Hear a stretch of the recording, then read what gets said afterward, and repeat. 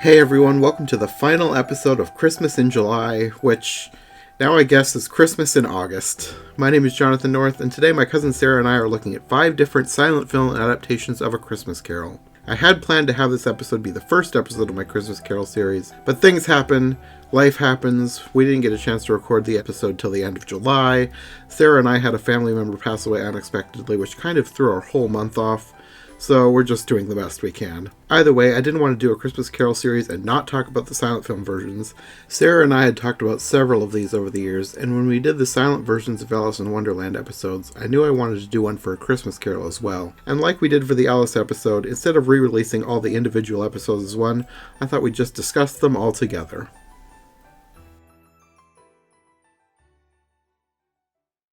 I guess, of course, we should start with the 1901 version, the very first one. Very short film. They're all short, but this one was the shortest. Apparently, it was 6 minutes and 20 seconds, but all that remain, I guess, are 3 minutes and 26 seconds. So I don't know what is missing. Oh. But a bunch of it is missing. Well, and when you go back to 1901, how long was any movie? I don't know. As far as I know, most movies around that time were pretty short. I don't think they had, like, hour-long films. Because the Alice from maybe 1903 was short as well. Mm-hmm. It was nice, but it was short. It was still so young that I would imagine that doing 6 minutes of film felt like quite the thing. Yeah. Probably. So there wasn't a lot of description with this one. Scrooge looked like he might be a little young, but whatever. There were times that I thought that about other Scrooges that we've seen too. And with not a lot of description, I read that the filmmakers were counting on audiences being familiar with the story. Like, we've discussed this about other ones. Like, okay, we can tell that they were probably making for people already in the story. This one specifically said they were counting on people being familiar with the story to reduce the need for a lot of intertitles. And this is at a time when this is already a relatively old book. Mm-hmm. But such is the power of Dickens, I guess. So, but then the thing is, okay, what are we missing? Because I think there was one ghost. Well, the title of this one was Scrooge or Marley's Ghost, so I think it was only Marley through the whole thing. Which isn't the only one that does that. There's no boyhood here. They skip straight to him being a young lover and having regret. Mm-hmm. And this is something that happens with a lot of these older ones, but all of the visions are basically just projected on a wall behind him. Like, they even have, in this one specifically, he draws this big black curtain closed, and that becomes the place where the visions happen. Thank you for catching that. I didn't know how they did it. I just know that this is a repeated effect through these old films of having this hazy overlay thing. I think it probably wasn't like projecting like we think of now, but like they were sort of mixing two scenes they shot different times and then not exactly cut out, but I don't know exactly how they did it for that specific effect. Either way, it seems to be common back then. There was one that looked specifically cut out though, when the door knocker looked like it had been cut out and placed over top of the door knocker, his face. So you're catching this stuff, that's good. It stuck out to me because it was like very clearly, like there was no hazy outline. It was just like it looked like a circle cut out over the top. Whereas with these, it was like hazy, like ghost-like. I feel like this wasn't a bad one if a person wanted to revisit a really old Scrooge. Mm-hmm. I don't know how much it's going to be a family classic, but if you're curious about that, it's not a big time commitment. It's not awful. Yeah. It's more for, I guess, looking back at the history, because, like you said, there's not a whole lot of story, and it kind of just abruptly ends after Scrooge sees his grave. That's...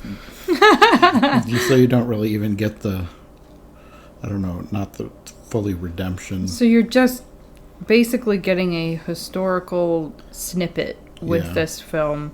So don't get your hopes up too high unless that's what you're after. Mm-hmm.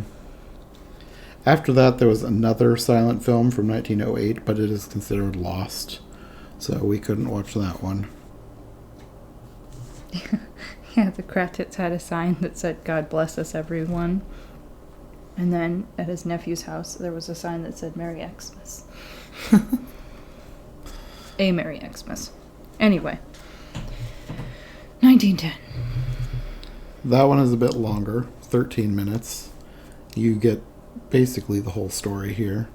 Scrooge looked more fitting to this role. Mm-hmm.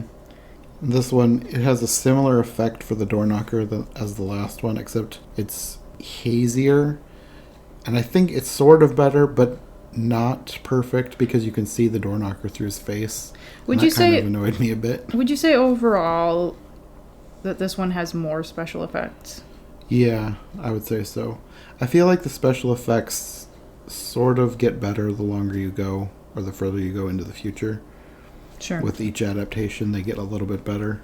You have the charity people, you have the nephew. Now, what gets weird...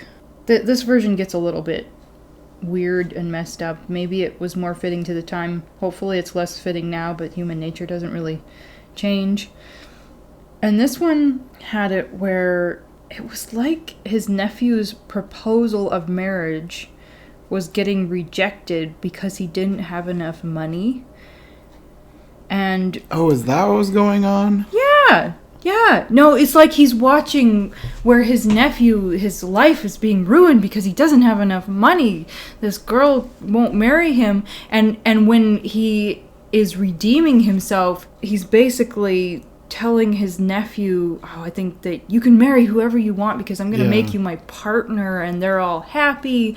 And so it's way more about Fred having money, which not every version is like that. Like Fred... No, I noticed that about the end, but I just thought it was a weird thing at the end. No, it was woven in earlier, and that was him redeeming himself. So didn't really like that aspect. If you're cool with that, I guess have fun with this. Another weird thing about this one was the ghosts were all one character as the Spirit of Christmas, which I thought was kind of weird. We already had Marley's ghost doing everything in the last one, and now it's the Spirit of Christmas instead of splitting it into 3. And it's a lot of him seeing his breakup parties. There's not a whole lot of depth in the stuff that you see in the past. And then I guess that's where the stuff with Fred comes in, is in the present. But then you have... I don't know if this is supposed to be their version of Ignorance and Want, because it says Want and Misery on the title cards, and then you see these ghostly hands reaching up at the bottom of the screen. That sounds so creepy. I was like, is that supposed to be their take on Ignorance and Want, the two ghostly children under it has Christmas to be presents robes? It has to be. So they took some liberties here. And there was at least one scene where, I don't know if it was meant to be funny, but the Cratchits were incredibly fearful of Scrooge. I remember. Weren't they hiding behind a table? And I think sort of. Years ago when we talked about this before, I think we made note of that too.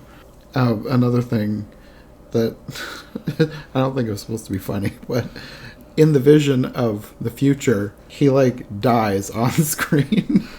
And then you have, I think it's Mrs. Dilber. She just comes and takes a coin out of his dead hand. I feel like I may have laughed over that part. I did. It was kind of creepy and hammy and funny all at the same time, maybe you'd say.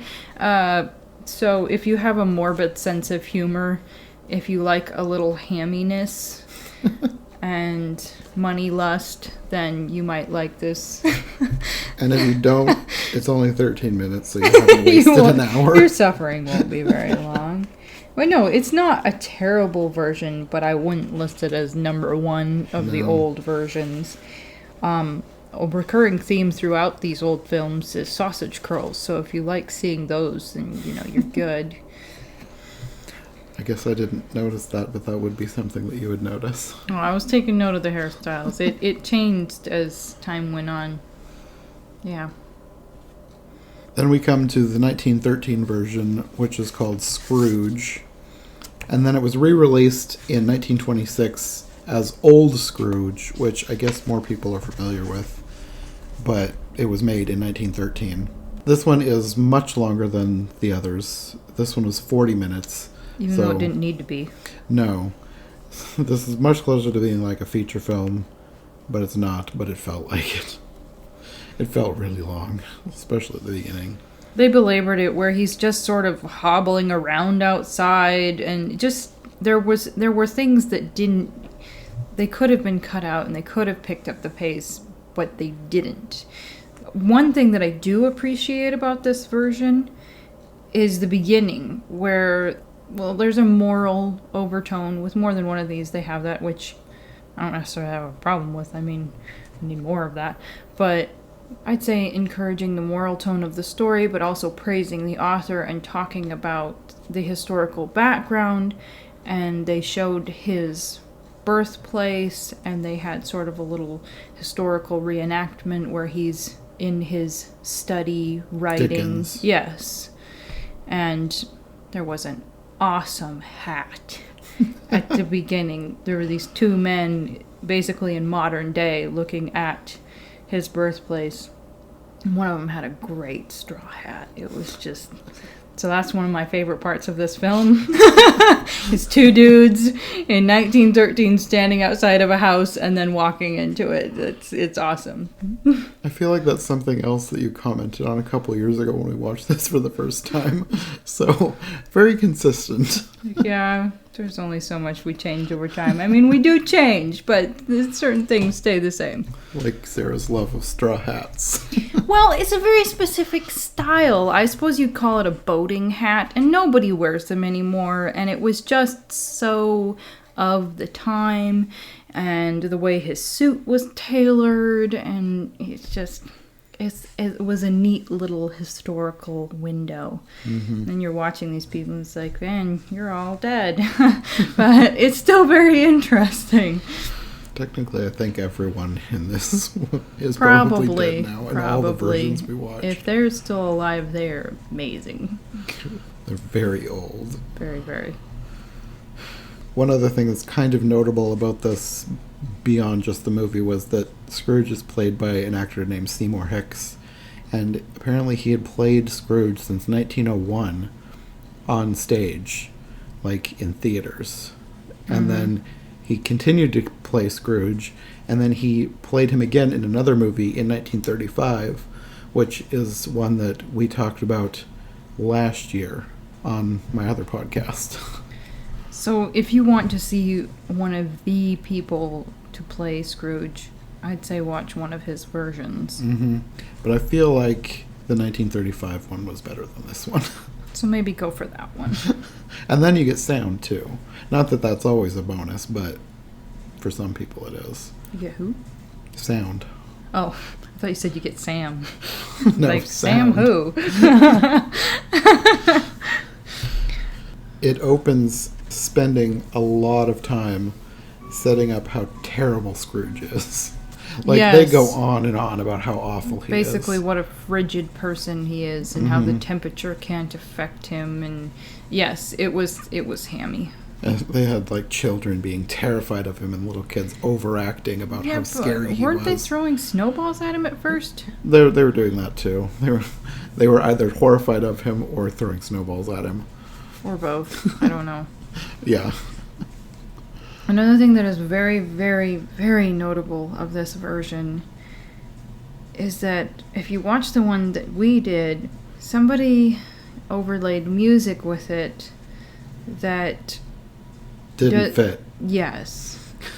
And if you like the soundtrack as it is, you can do that. If you like jazzy saxophone and synth with a 1913 film, that is your prerogative. But it was very weird. But if you want to mute it, find some old music or old sounding music, just put it along with it. Yeah. I wouldn't say watch it silent, not completely silent, because that takes some of the fun away, but find your own soundtrack. We listened to the soundtrack to Over the Garden Wall while we were watching this. Which also got rather hilarious because things just kept fitting along with the story. It was weirdly fitting in some places. Yeah, some places it really did not fit at all because But that added an extra layer of entertainment when you had like a happy tune when something scary was happening. So, to each his own, but that ended up being funny. Some of that actually does sound very old-fashioned and was fitting to the film. And I don't know how many different versions of this are floating around. This one was sent to me by one of our listeners. So I know this is in the public domain, so different companies have put out their own releases. So I don't know if every company uses this particular soundtrack. Yeah. But either way, it was weird. Just feel free to make your own happy. Whatever you like to listen to, pair it with that. Yeah. And don't go away from the version just because you don't like the music. You can go away from it because it was very boring for the first half. Oh no. It took forever to get to the ghosts, and like that's everybody's favorite part is the ghosts. And so I was kind of bored. Yeah, I don't know if that's my favorite part, but okay. I mean, it's the part that everybody like looks forward to. Like, how are the ghosts going to look? What's going to happen with the visions? Really? Yeah. It's Okay. one of the most interesting parts of the story. Okay. I mean, when you think of A Christmas Carol, you think of him being visited by the three ghosts and becoming a changed person. Mm-hmm. And it's fine to set up how terrible he is, but they spent so long setting up how terrible he is before you get to the ghosts. Yeah. There was an interesting crossover here because you have a poor lady visit him in his office, and so you have some of the speech about poor people come up then, but then they follow it with a charity person coming over as well, and then there's some crossover there too. I don't know why they did both. Yeah. Their prerogative. That was another thing where it felt like it was being drawn out. And this one basically all, aside from the outside scene, this mainly happens in his office. Yeah, he never goes home. He's mainly in his office. I'm sure, you would have vignettes elsewhere, but... Or do they just overlay that in the room? They all just appeared on the wall, like in the 1901 version. So this one's a little bit of a rip-off that way. Yeah, that's what I said. If you want to watch Seymour Hicks, this one was kind of boring. Go for the 1935 one. And Marley was not a complicated ghost. They probably did some fancy work with sheets, if I remember correctly, on this one. And there were no other ghosts. No, Marley says that he comes representing the ghosts of past, present, and future. Yeah, this one took some interesting trails. Like Tiny Tim dying on screen. Now, the Cratchit girls, they had nice braids, I noticed. Okay, so you think of, for all the people who are into Anne of Green Gables, the 1980s version, thank you very much, then those type of pigtail braids. This is about that era, and more than one of them had those braids. It probably was not historically accurate to Dickens. I don't know, I'd have to look that up, but I doubt it. Also, I think an older girl had a nice Gibson tuck with sausage curls on the side. So pay attention to that if you're into hairstyles. It was interesting. But those hairstyles may have been a little bit more accurate to that time, or a lot more accurate to that time than to Dickens' time. The older girl would probably be the closest. There was also a strange liberty where he's imagining that he's feasting with the Cratchits. Yeah. Instead of actually feasting with them. That was very weird. It was just as well that he was imagining it because he kissed Bob's wife, didn't he? Yes. He held mistletoe over her head and...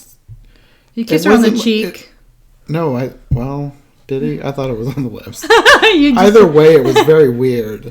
And it didn't seem like that she was totally into it, but she played along.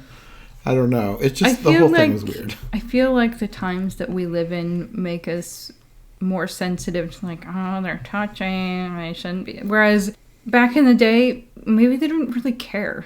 Probably they may have been far more innocent or lenient about it. But that was for some reason just an imaginary get together. Yeah.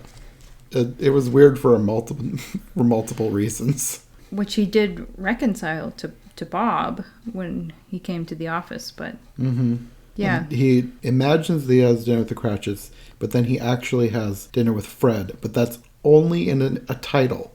It says that he goes to dinner with Fred. It doesn't actually show it. So they show what he imagines that happened, and they don't show what it says actually happened.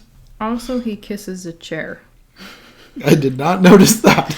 That's weird for a different reason. When he came out of the dream and everything was okay, he kissed the arm of the chair, which is acceptable. That's less weird than other things about this version. Yeah, I guess so. And then when Bob does show up, this is another thing where he's so hammy about his repentance that the way he's touching Bob is just like, if you were my employer... Oh, yeah. Like, he's, like, clinging onto his arm, and he, like, I don't know if he, like, pats him on the cheek. It's very... Like, of the times, it's not meant to be anything creepy or weird. It's just meant to show repentance and affection. But if you were my boss, don't just don't. Just don't. Just don't. Maybe a nice handshake and a check. Yeah. A superfluous check would be great. Yeah. Yeah, no. It was very strange. There was a lot of strangeness in this. It was very boring for half of it, then very strange for the other half. And then throw the music in and it's very strange. Yeah. So, yeah. Not number one version. I don't know if I'll say that about any of these, but there are the next two. Better. Sure. Sort of.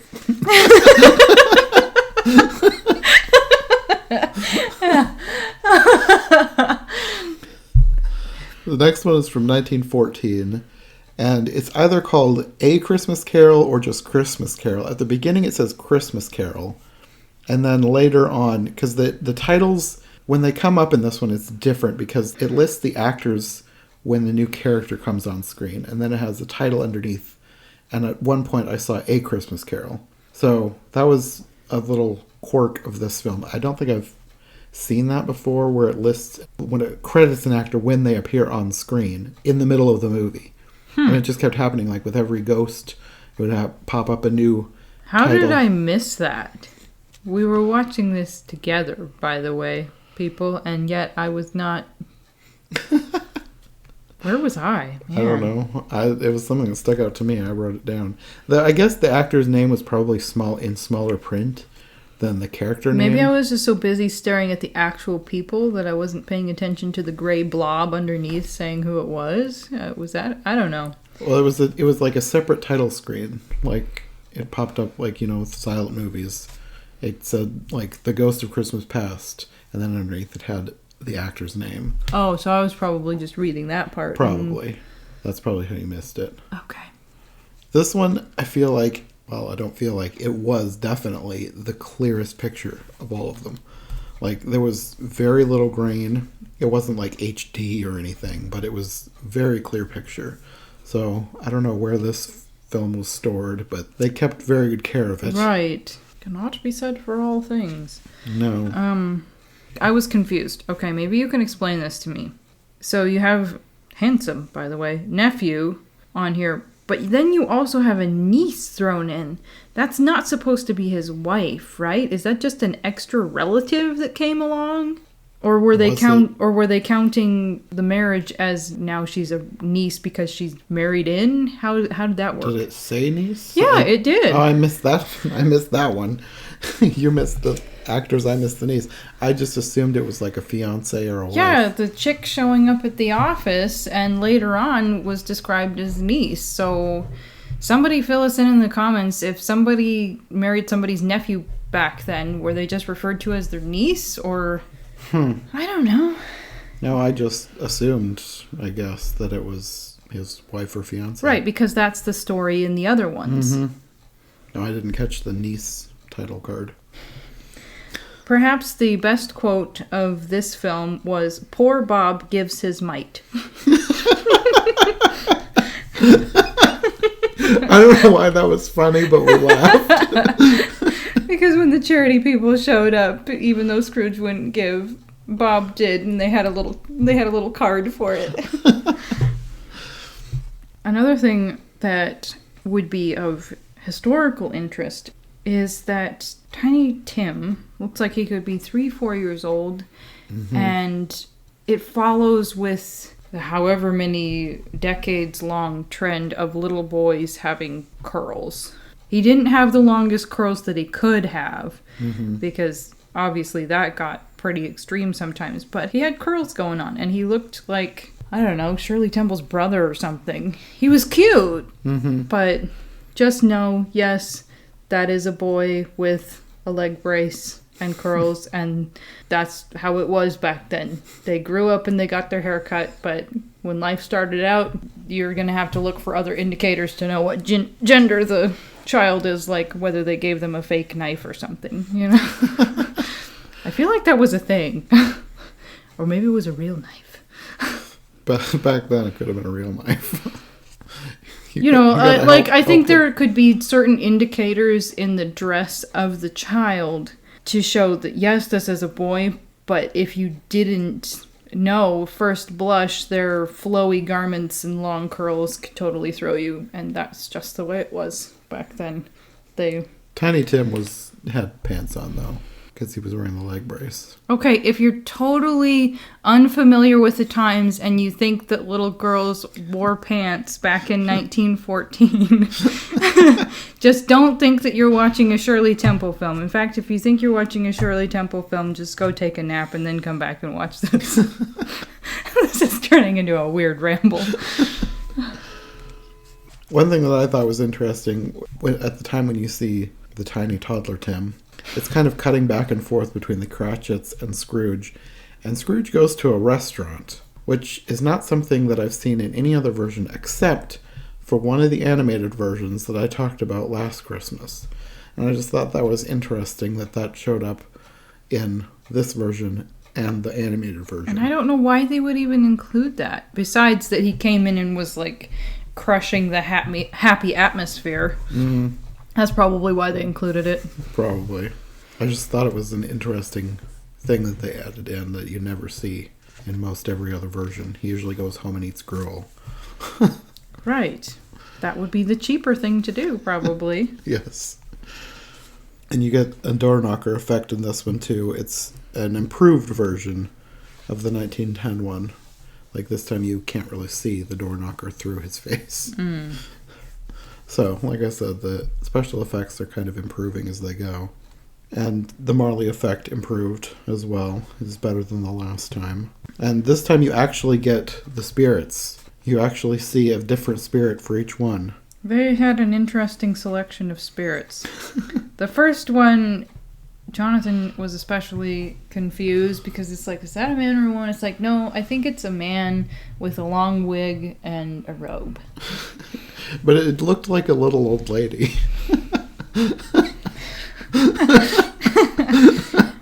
He's not around to be insulted by that. So that happened. This is also the first... Okay, so you have his boyhood. And I wish that I could have actually seen him as a boy from the front. But you just have this little brunette kid crying over the desk. And this is the first time, I think, in the film versions that you actually have Fezziwig. I think so. And you have Fezziwig's party. So that's a nice touch. Yeah, at least to me, one of the notable things about these scenes was that they actually go to these places. Like, this one is definitely an advancement over the last one. Yeah, because in the other ones, they're just like, he's watching them as visions sort of projected on the wall behind him. But this time they actually went to these places. Right. And the Ghost of Christmas Present looks more like what you would expect from watching whatever, well, at least from the version that I grew up watching. He has a beard. He looks, I don't know, is festive the right word? Yeah. He looks fitting for the part. One thing that, I don't know how much it's ever included in the versions, and this is probably what is being acted out here, it's Blind Man's Buff. And in the actual book, I think it's one of the cutest things that happens, because there is a young man playing it, and it talks about how I think he's kind of hamming it up playing this game and purposefully catching this, I don't know, plump little woman or something, like he's into her. And he's purposefully going after her and, I don't know, being mock scary or whatever. It's a really cute part of the story, and it's really well written. So, never mind the ghost. That's one of my favorite parts of the story. I know it's not the deepest thing that happens, but it was very cute. And they do have them playing a blindfolded game, but I don't know if it's the nephew that's blindfolded or some other dude. And I think he catches a girl and gives her a kiss, and it's nice. At least I think. Hopefully that... If you notice something bad that happened... No, nothing bad happened in that scene. He probably caught his wife or something. Or the niece, who we don't know who that is. Anyway. Yeah. One thing about this, probably wasn't that scene. I think maybe it was in the past still. Either way, in one of the visions that they go on, I thought it was funny because Scrooge is like sadly dancing. That was Fezziwig's party. Okay. Yes. Yeah, it was like really slow, sadly dancing. I thought it was kind of weirdly funny. I don't think it was supposed to be funny, but I found it funny. Not having a great time remembering. They had the Cratchits, too, in present. In this version, wasn't she just kind of plump and jolly and... Yeah. The Cratchits seemed like a fun family in this version, I thought. It was interesting. And one of my main takeaways is that I liked her cabinet that had her china in it. But no, she looks more like a normal, happy person. And yeah. I think the whole family seemed like that. They just seemed like fun.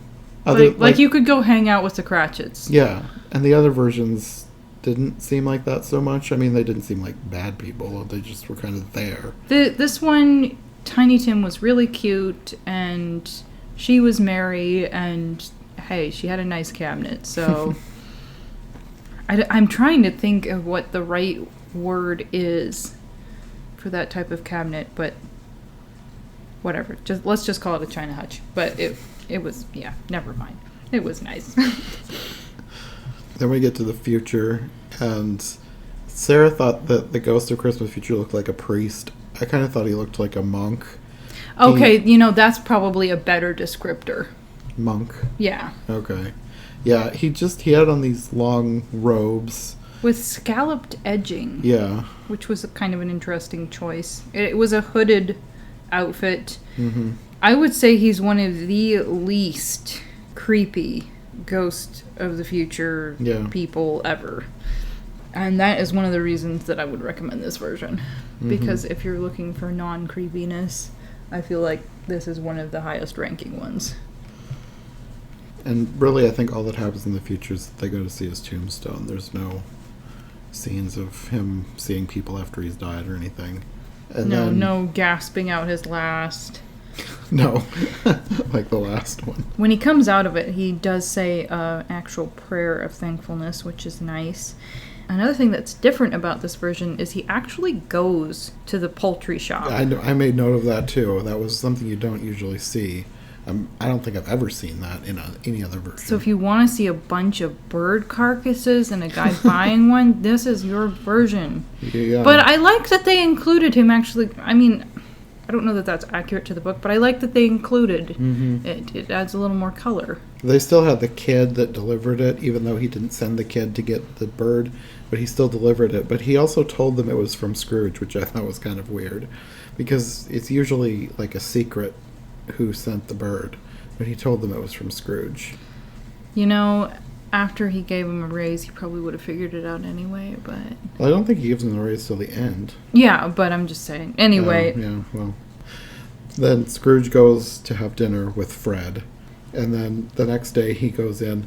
And we didn't mention it at the beginning, but Cratchit had put a single, twig of holly. He was 2 little sprigs. Either way, it was just the tiniest little decoration, and Scrooge threw it across the room. So at the end, you have Scrooge arriving to work, and he's, crying over the holly. He picks it out of the fireplace and sets it up again. I'm sorry. And then when Bob comes in, he looks very mischievous before telling him that he's doubling his salary. And then at the very end, he actually goes and visits the Cratchits, and then you get Tiny Tim's iconic line, "God bless us, everyone." This is one of the best silent versions. If you actually want to watch a silent version that covers the story, it's not super creepy, they do a decent job. Plus, it actually has the best picture, picture quality, so bonus. So yes, 1914, A Christmas Carol. Look for that one if you want to watch a really old one.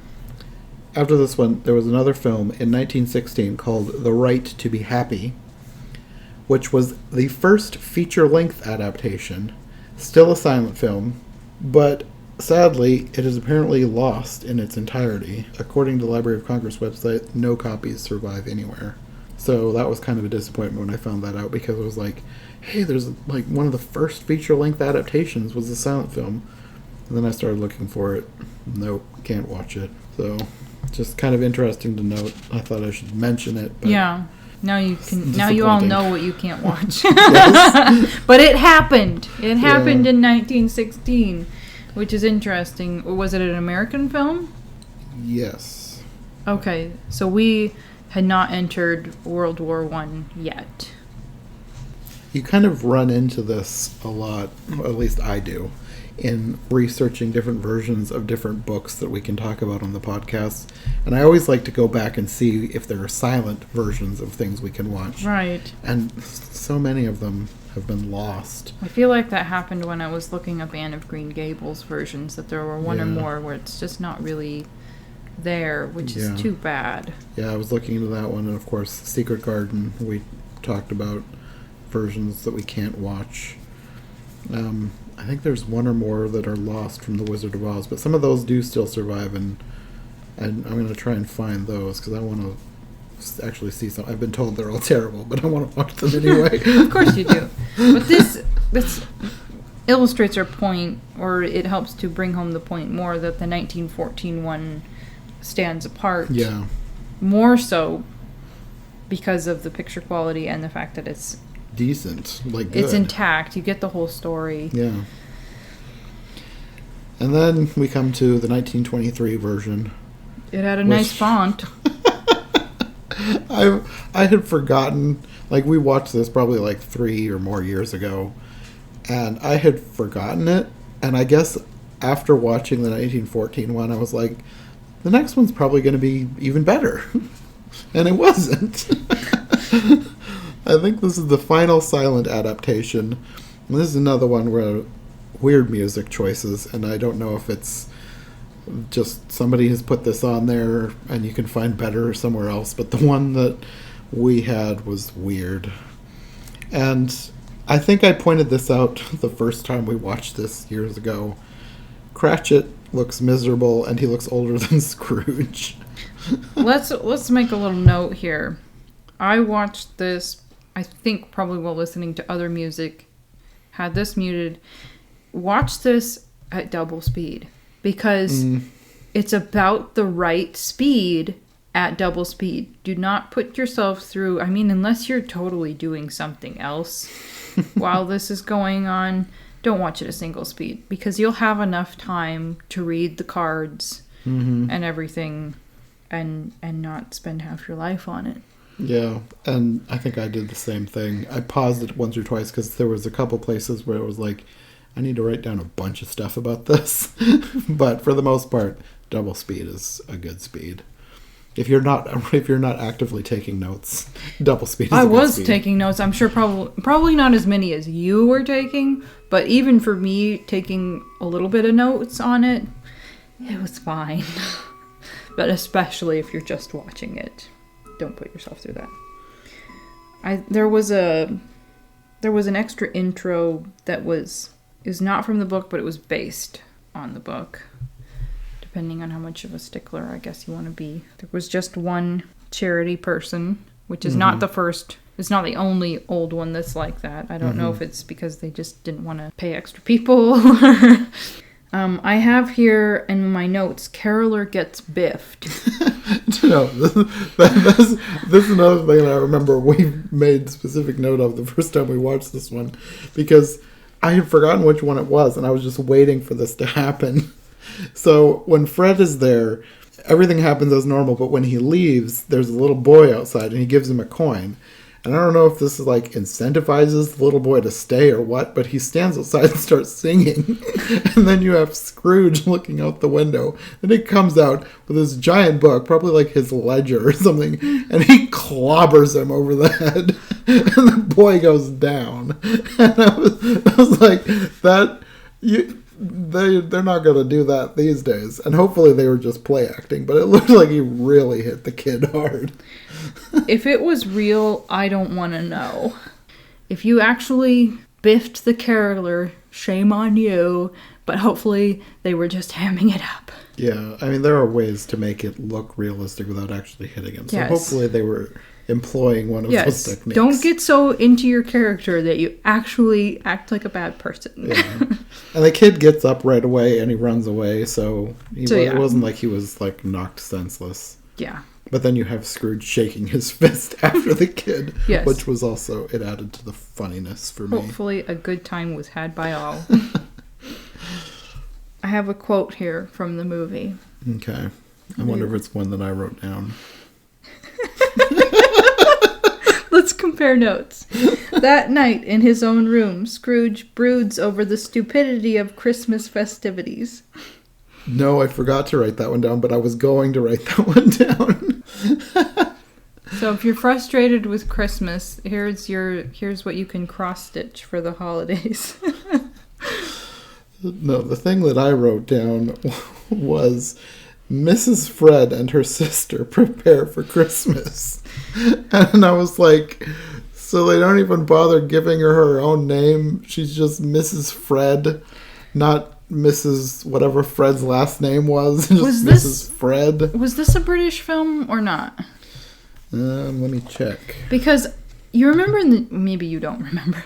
In the Jane Austen stories, maybe this doesn't even apply. They would refer to their husbands as, like Mr. M or something like that. I think this formality has probably gone away a lot, but used to be people would send and probably receive letters as, I'll just make up a name. So I'm not talking about, Mrs. Allen Jorgensen, or it could be Mrs. Frederick Willis or whatever. So that's probably within the tradition of that, even though it sounds weird. Like her name should be Emma or something.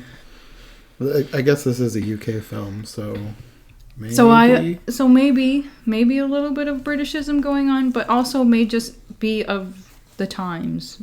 Yeah, maybe. But I just thought it was so weird that she was just called Mrs. Fred. Yeah, not even Mrs. Frederick or Mrs. whatever his last name was.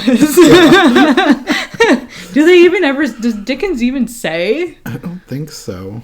I almost thought Scrooge, but it was his sister. Yeah. So it probably wasn't Scrooge, so I don't know. I don't think it ever said. Yeah, and I don't know how important it ever was to the story. Probably not.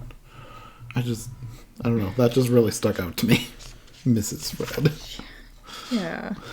Yeah, it's also one of those names, Fred, so it just sounds... Yeah. Mrs. Fred sounds a little bit... it's practically like saying Mrs. Bob. Yeah. That would seem just as weird, if not weirder. Especially because you know their last name for sure. I was kind of throwing that out, but it does fit the story.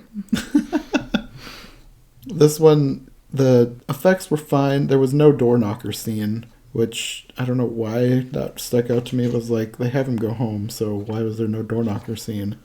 It got weird, though, when the ghost came, because the spirit of Christmas Past was tiny.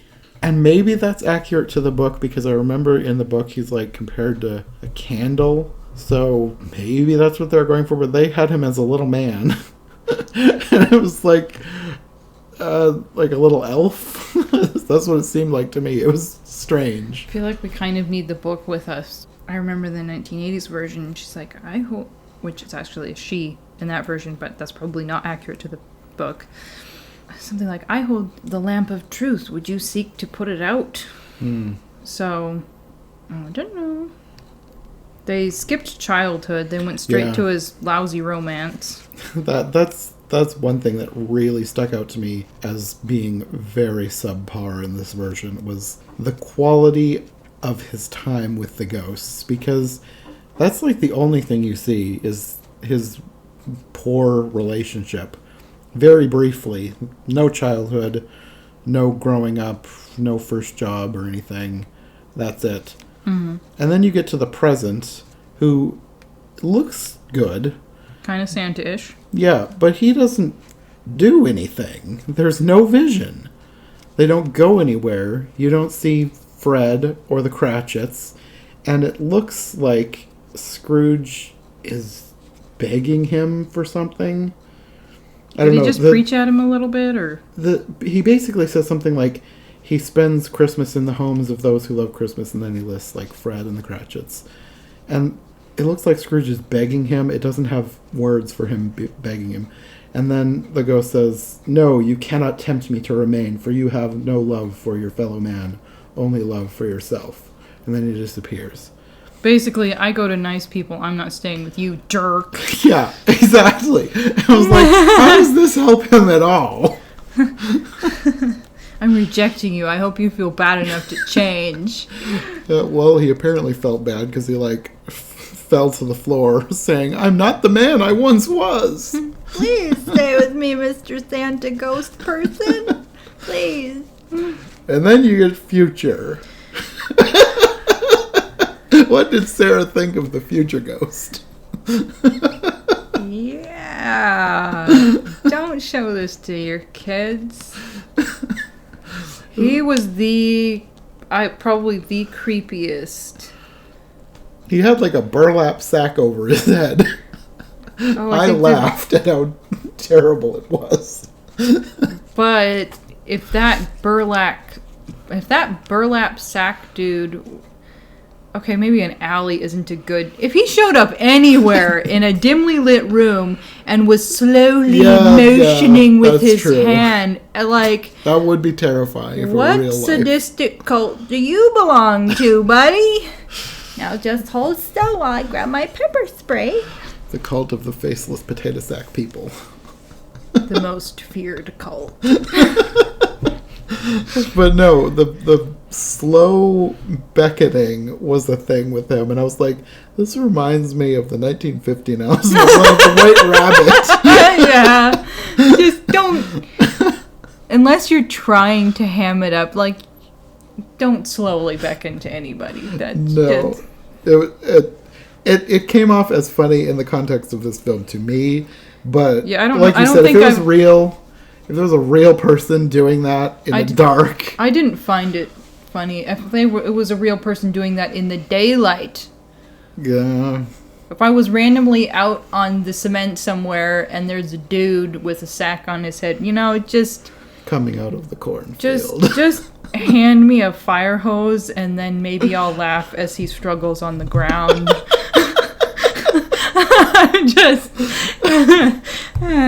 No, just...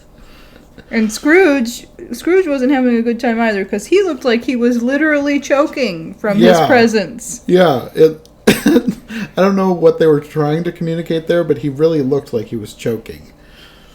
I think they were trying to communicate how stinking creepy. Yeah, but also, I've never choked over being afraid of something. Well, congratulations. I think that there are people who have. Okay. If that's a thing, then I take it back. I've just never heard of it. If somebody was having a panic attack, they'd probably be having a hard time breathing. So if you wanted to chalk it up to that, either that just his evil, nasty presence could have been sucking the air out of the room. I don't know. That makes more sense than choking, I guess. Yeah, panicking would probably be the right word. I guess I just chalked it up to it being a weird acting choice on the part of the guy playing Scrooge. Because the acting wasn't all the greatest in this. I guess if you wanted a Halloween film, maybe, yeah. One of my least favorite holidays. Sue me. Also, who is Topper? That was another thing I wrote down. I mean, it's a cute name, kind of like Thumper, but... Yeah, after the whole thing with Future, when he wakes up, it goes to Fred's house, and it says, Topper, who is in love with Mrs. Fred's sister. Yeah, don't give Mrs. Fred's sister a name. I mean, if Mrs. Fred can't even get her own name, why should you give her sister name? They could have been like Mrs. Fred and her sister Elsie, and then be like, Topper is in love with Elsie, you know? They could have done that. Yeah. Or Miss Elsie, make it nice and proper. Yeah, I don't know. But apparently he's proposing at that point.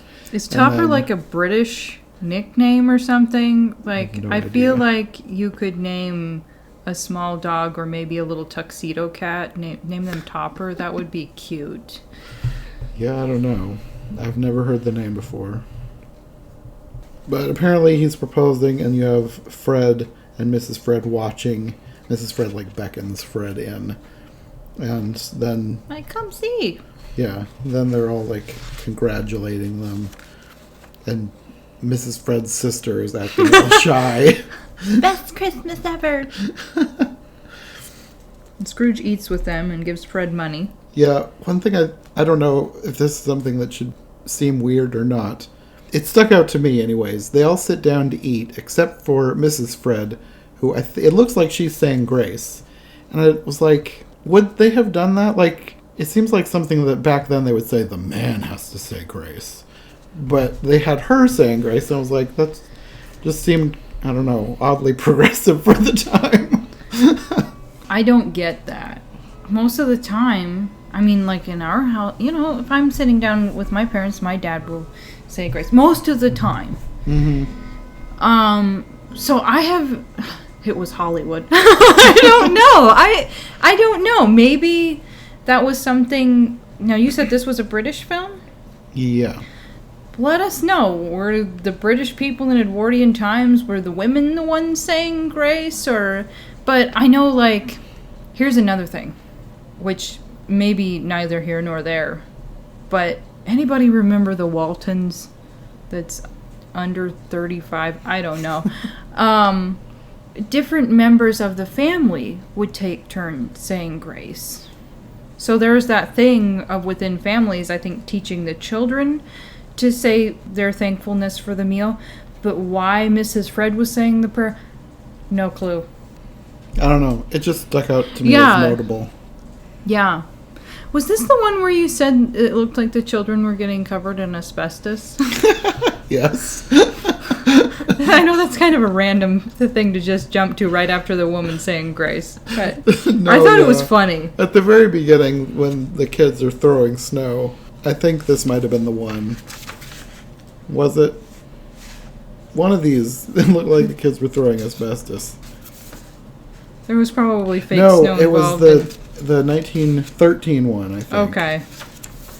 Yeah. Well, I'm late on that comment. We didn't watch this one together. We watched the 1913 one together. And yeah, the kids, it looked like the kids were throwing asbestos snowballs. You never know. Asbestos has so many uses. Yeah, who knows? That was a random tangent back to 3 films ago. A little late on that one. Cratchit does get his salary doubled after the meal with Fred. Now, fresh in my mind, I wrote down confusing ending. Why did I write that? Well, it was a little bit different because after the meal with Fred it says that he summons Cratchit to his office, which you don't ever get, because he's like summoning him back on Christmas Day. It's not like it's the next day or anything. Okay. And he summons him back, and then he tells him he's going to double his salary, and then they clink glasses. But he didn't act all that surprised, which I thought was kind of strange. He tells him, and then they clink glasses. The end. There was something specific in there that was confusing me, and I cannot remember what it was unless I watch it again, and I don't know how much it actually matters. The only thing that I found notable after the prayer was when Fred took the lid off the tureen, it looked like there was a little explosion. I have no memory of that. I think it was supposed to be steam, but I was like, that looked like an explosion. Okay, at the end, it ends with what looks like "Whoople hello," and was that supposed to be an exclamation point? I think so, because there's that same letter that looks sort of like an L at the end of world in the previous sentence, and then after hello has the same thing at the end, so I think it's an like a blurby exclamation. It's like a blurby exclamation point. Yeah, there's no dot underneath. That's probably what's throwing you off. But it's at the end of every sentence, if that's where they're ending the sentence. Okay, I can live with that. But that did stick out to me too. The whoop hello. It says, "I'm as happy as an angel. I'm as giddy as a drunken man. A Merry Christmas to everybody and a Happy New Year to all of the world. Whoop hello." Which seems like a weird ending. With you telling me that it's a British film, I probably just chalk it up to being British. Britishism. Then the British people can comment, "No, this has nothing to do with us or these times." Yeah, no, it's probably just an exclamation point. I didn't think it was anything else. Okay, well, that was just me then. So there you have it. The 1914 one is the best. This one, I think, also maybe just listen to your own music. I think it's kind of cute, but the 1914 one probably comes out on top for watchability. I like aspects of the 1923 one, but right. The really truncated visits with the ghosts, I didn't appreciate because you don't get much story there. So just for a clear visual as well as clear narrative, properly fleshed out, watch the 1914 one. Yeah, that was my favorite. It was the most fun, like the most fun characters. Cratchit and his whole family seemed like a jolly little family. They were fun, and yeah, I really liked pretty much everything in the 1914 one. The rest, they were fine, but they all took liberties with the story. Not that 1914 didn't, of course, because it's only 20 minutes, so you can't fully tell the story in only 20 minutes, but they did a very good job. Well, there you have it. Our take on the silent versions. Yeah, I really like looking back at silent movies like this. It's not always about the story when I'm watching these. Yeah. It's fun just to see how they made movies back then, the different choices they make, and the actors, the different looks, clothing. Actresses. Yeah. Okay, well, I think that's about all we've got for this one. We'll probably have Sarah back for a future episode, find stories she wants to talk about, and hopefully we can find some silent versions to go with it. Or some really messed up 1930s version. That's another thing with us. Yeah. The older the film, the better it is for conversation, I think, sometimes. Could be. Especially with Sarah, because Sarah always has interesting takes to different aspects of the film that I wouldn't have even thought about. Thanks. Okay, well, we'll see you next time. Bye. Thanks for listening to this episode of Every Version Ever. This is our last episode talking about A Christmas Carol for the time being, but rest assured there are plenty more adaptations to talk about in the future. Next time we're going to start a whole new series looking at a brand new book, and this time we're jumping into a book I've never done before, but I've wanted to do for a long time, H.G. Wells' The War of the Worlds. I have 4 episodes currently planned for the series, about enough for 1 month's worth, if I get out an episode a week. But you know how it goes sometimes. Example A is this episode. at the beginning of August, which was supposed to be at the end of July. So while I'm aiming for August in these episodes, if we end up going into September, I'm not going to sweat it. Hopefully you will all understand. And next time on iHeart Movies, I have an episode for you that I'm so excited for. Up until this point, the only person I've had on my podcast in my real life is my cousin Sarah. All of my other guests have been online friends I've met through writing for the Rotoscopers or through the movie community on Twitter. Until now, next time I'll have my first IRL in-person guest who I am not related to. My friend Sam will be joining me for an episode talking about one of her all-time favorite movies, Jaws. And I had never actually seen Jaws until she convinced me to watch it with her a while ago, so I knew I had to do a podcast on it, and I was so excited when she agreed to do it with me. And for those of you wondering, yes, my series covering Disney's Latin American films from the 40s is still coming, but I was too excited about having Sam on my show to wait until September for that episode, so we're doing Jaws first, and after that we'll kick off the series with Saludos Amigos. I'm really excited for all these upcoming projects, so stay tuned, and we'll see you next time for more iHeart Movies and every version ever.